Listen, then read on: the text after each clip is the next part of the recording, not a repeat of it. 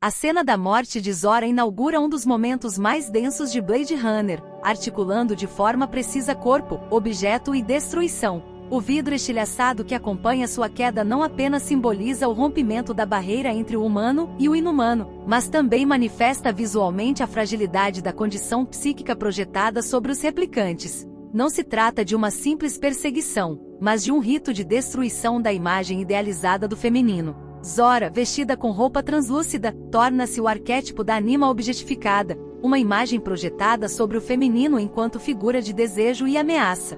A transparência de seu traje reforça a condição de vulnerabilidade simbólica, em que o corpo feminino é desprovido de subjetividade e transformado em superfície para o olhar. No entanto, a resistência de sua fuga quebra a passividade projetada sobre essa figura. O uso da câmera lenta e dos reflexos distorcidos sublinha uma ruptura temporal e perceptiva. O tempo se dilata para dar lugar à imagem arquetípica da queda, que em Jung pode ser compreendida como manifestação de um processo de desintegração do complexo persona. A fragmentação visual conduz à dissolução da ilusão de totalidade, revelando o que foi reprimido ou mantido inconsciente pela ordem simbólica dominante.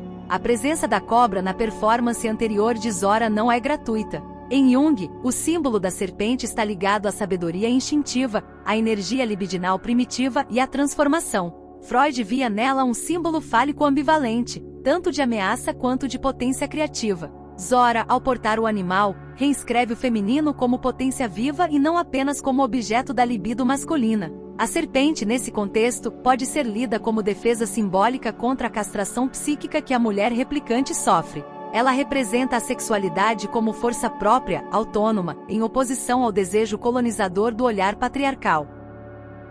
A figura de Zora com a cobra enlaçada ao corpo parece recuperar uma imagem mítica do feminino sagrado, ao mesmo tempo perigoso e portador de conhecimento. Ao atravessar vitrines e espelhos, o corpo de Zora evoca o mito da Medusa reinterpretado sob o olhar freudiano e junguiano. O espelho estilhaçado nega o retorno de uma imagem unificada do sujeito. O reflexo, neste ponto, não revela identidade, mas sua dissolução.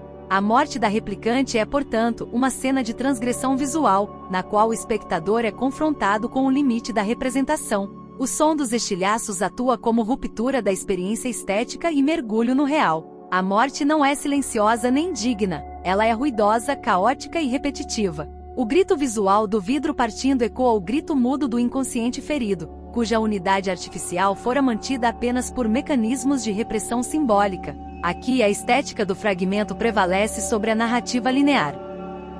Por fim, a cena condensa a crítica junguiana ao racionalismo que busca controlar e classificar os conteúdos da alma. Ao eliminar Zora, a ordem tenta eliminar a alteridade indomesticável que ela representa. Mas o impacto visual e simbólico de sua queda persiste, abrindo uma fissura no sistema. O inconsciente, como na imagem do vidro estilhaçado, rompe sua moldura e torna impossível a reconstrução imediata da totalidade psíquica.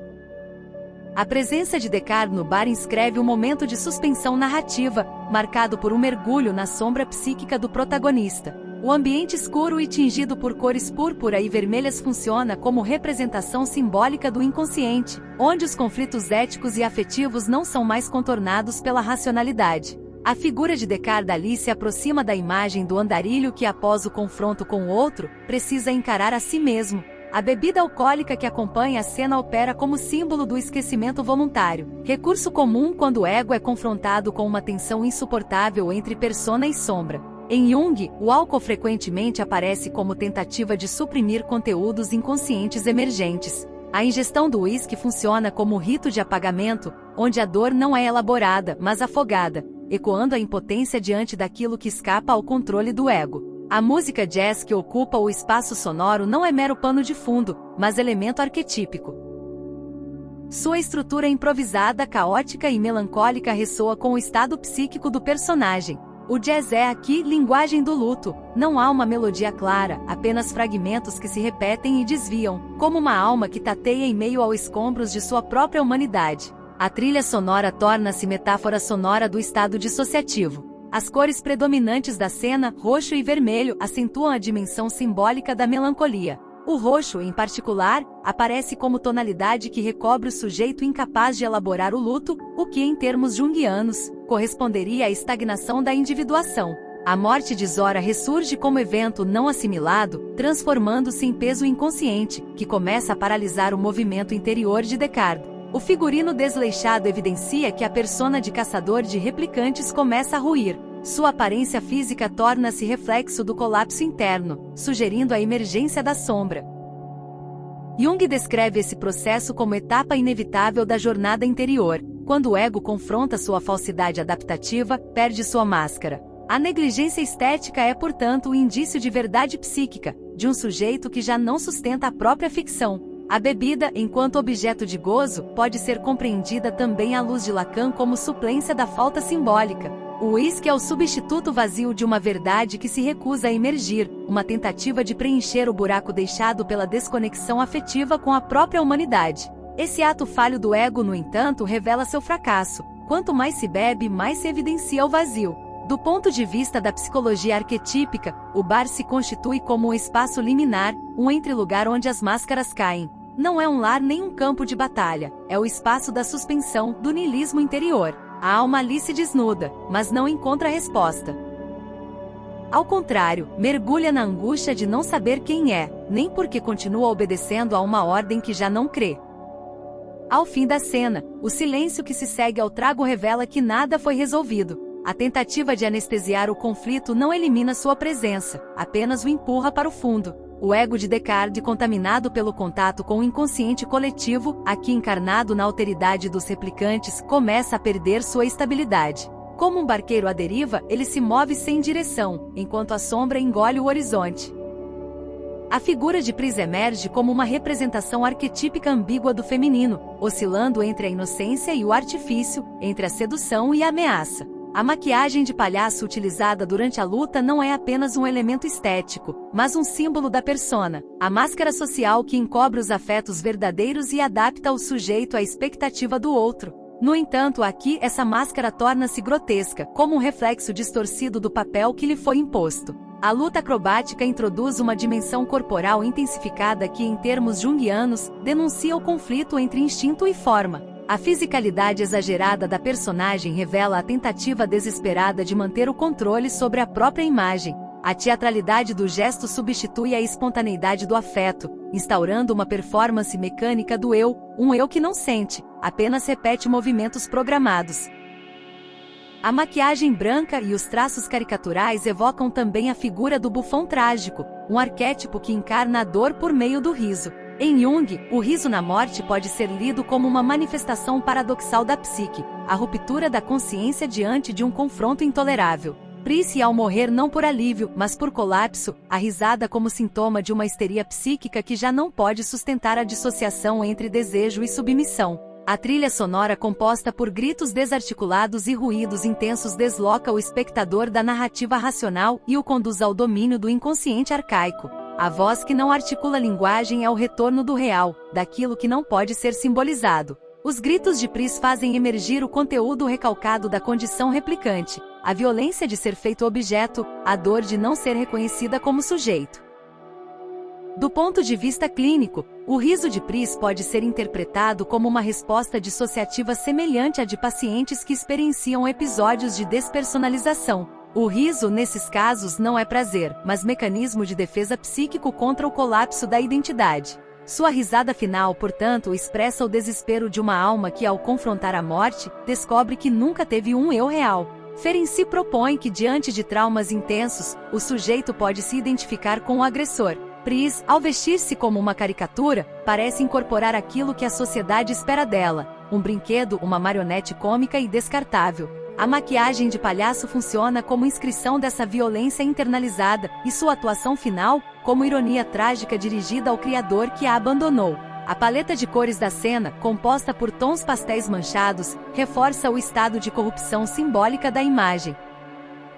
Cores suaves que usualmente evocam pureza ou afeto, aqui aparecem desbotadas e sujas, como se o simbólico estivesse desintegrado. A beleza artificial de Pris contrasta com a brutalidade de sua morte, enfatizando a desjunção entre aparência e essência, entre persona e sombra.